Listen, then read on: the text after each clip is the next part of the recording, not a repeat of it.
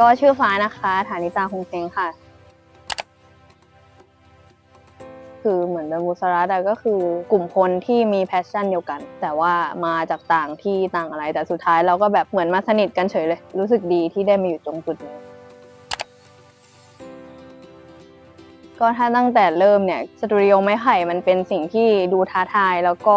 ดูไม่เป็นตัวเองดีค่ะก็เลยอยากลองว่าแบบมันจะเป็นยังไงมันแบบจะทำได้ไหมอะไรแบบนี้ค่ะพยายามอยากออกจากเซฟโซนก็เลยเลือกจะทำอะไรที่ไม่ใช่สิ่งที่เคยทำมาได้ออกไปข้างนอกได้ไปใช้ชีวิตกับเพื่อนๆอะไรแบบนี้ที่ปกติไม่เคยปกติอยู่คณะมาเรียนที่คณะเสร็จปุ๊บกลับบ้านก็เลยเหมือนอยากลองทำอะไรที่มันแปลกๆบ้างก็ท้าทายจริงๆแล้วก็เหนื่อยจริงๆเพราะว่ามันเป็นการลงมือทำแบบจริงจังเลยคือไม่เคยได้ไปทำอะไรแบบนั้นมาก่อนแบบไปตัดต้นไม้ตัดไผ่ออกไปแบกปูนซื้อของเข้าร้านวัสดุก่อสร้างอะไรเงี้ยปกติไม่เคยทำแต่ว่าสุดท้ายแล้วชอบค่ะรู้สึกสนุกในการที่ได้ทำอะไรแบบนั้น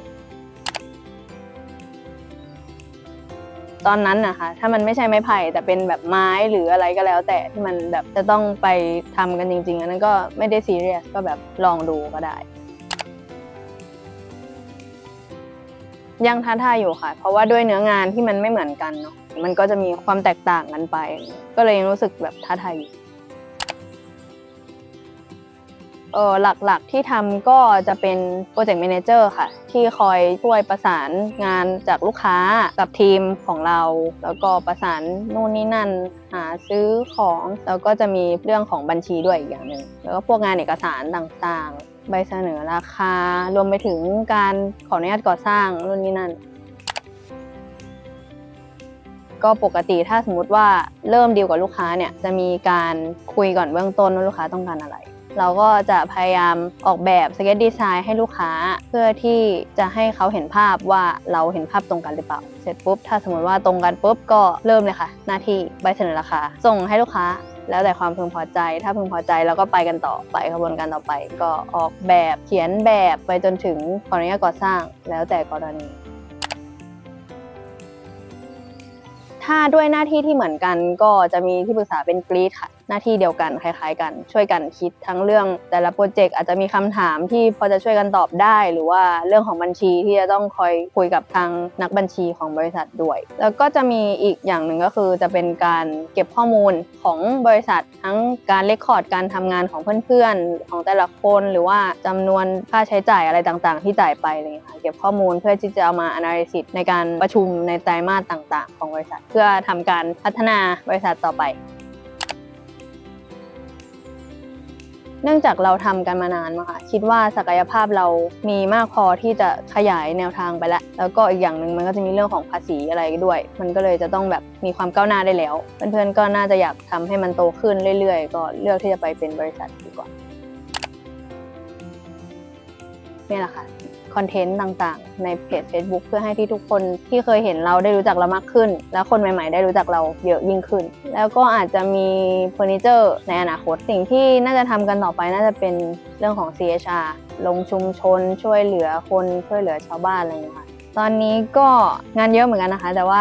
จำนวนไม่ได้แหละแต่ว่าภายในปีนี้คิดว่าน่าจะมีงานที่จะได้เห็นอาคารกันจริงๆสัก3งานเดี๋ยวรอชมกันทีนี้ชอบทุกงานเลยค่ะถ้าเป็นงานออกแบบของเรานี่คือแบบเก่งมากทุกคนเก่งมากแต่ตอนนี้อันที่น่าจะอินที่สุดนะเพราะว่าได้ลงมือทำจริงๆน่าจะเป็นยุมาฉะเพราะว่าเหมือนเป็นงานเพื่อชุมชนที่ไม่แน่ใจว่าครั้งที่2หรือ3ประมาณ3แต่ครั้งแรกน่าจะเป็นเพชรบุรีเนาะครั้งที่2ก็เริ่มอินขึ้นมาละที่พังงาที่แบบพอได้ไปทำงานชุมชนแล้วได้ไปสัมผัสชาวบ้านหรือคนในชุมชนอะไรเงี้ยมันก็รู้สึกดีรู้สึกแบบภูมิใจที่เรามาให้ความรู้เขาแล้วเขาน่าจะเอาไปต่อยอดได้อะไรแบบนี้ค่ะทีนี้พอได้มาทำยุมาฉะก็คือเหมือนแบบได้เริ่มตั้งแต่แรกจริงๆพอได้ไปลงชุมชนเนี่ยก็ได้แบบไปเจอพี่ๆชาวบ้านแล้วก็เขาก็สนุกสนานก็ได้ทำหลายอย่างนะคะแล้วเราเลยรู้สึกแบบมันก็ทัชใจอยู่ก็เลยน่าจะเป็นยุมาฉะช่วงนี้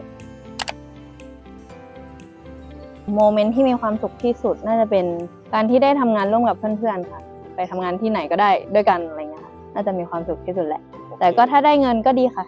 ตอนได้เงินก็ได้เลิศชอบ ได้ทำสิ่งที่ไม่เคยทำได้ปากแซบขึ้นด้วยค่ะแล้วก็ได้เพื่อนที่ไม่เคยคิดว่าจะสนิทกันแต่ว่าดันมาสนิทกันอะไรกลายเป็นแก๊งใหม่ไปเลยแน่นอนว่ายังอยากทำต่อค่ะก็ถ้าได้เงินก็สู้ค่ะยังไม่แน่ใจว่าจะไปจุดไหนแต่พยายามจะให้ไปในจุดที่ดีที่สุดและสูงที่สุดเท่าที่จะทำได้ค่ะคิดว่าทุกคนก็พยายามพัฒนาตัวเองขึ้นรวมไปถึงตัวเองด้วยนะแบบอยากให้บริษัทไปในทิศทางที่ดีอะไรเงี้ยก็ทุกคนควรจะต้องพยายามขึ้นอีกสู้ๆนะคะ